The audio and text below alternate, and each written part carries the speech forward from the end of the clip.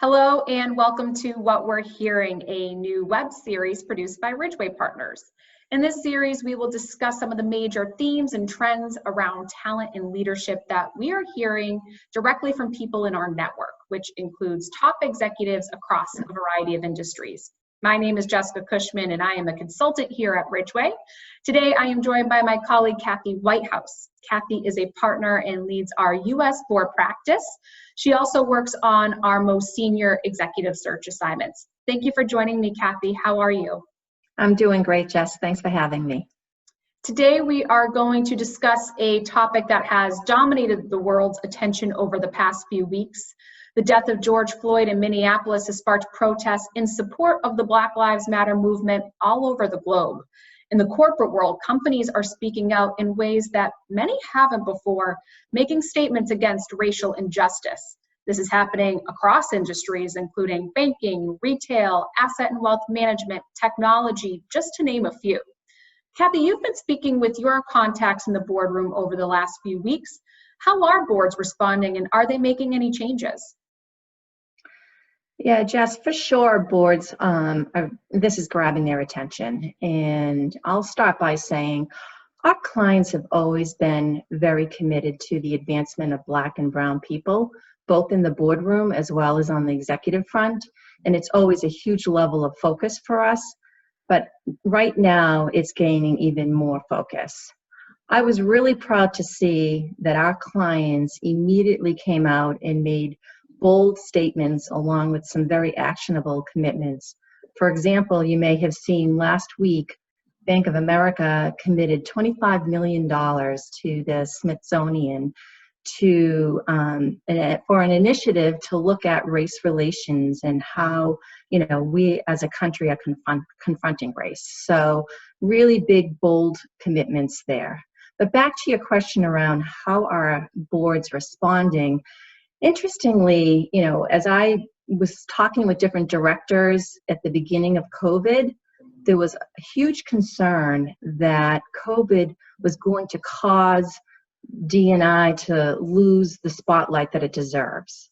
They thought that given companies are in crisis mode and they have urgent priorities, that D&I was going to take a back seat. Well, we've really come 180 degrees because we've learned that it can't take a back seat, and it's more pressing now than ever that boards and companies give this the attention that it deserves.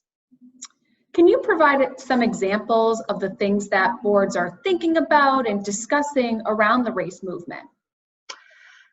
I was talking with a CEO the other day, and he is the CEO of a retail company that has a lot of urban brands. And he said, no doubt, the next board meeting, the board is going to want to hear from him and his executive management team. What are they doing to really confront the issue and make sure that they, as a company, are being good civic citizens? And he outlined several things that they're doing. First, he said they are reviewing all of their employment and recruitment policies to ensure there's no bias at all. Secondly, they're doing a very comprehensive review of compensation plans and making sure that there's equality in pay across the organization. They also want to make sure that they're giving back to their community. So what are they doing on that front and making sure that they're being very aware of the different diverse communities that they serve.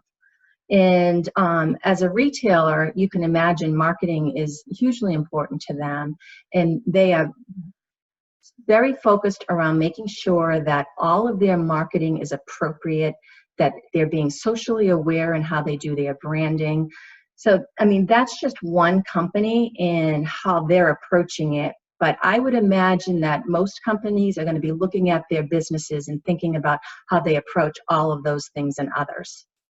Absolutely. It really sounds as if this movement has initiated real and important conversations for companies, both at the executive level and in the boardroom.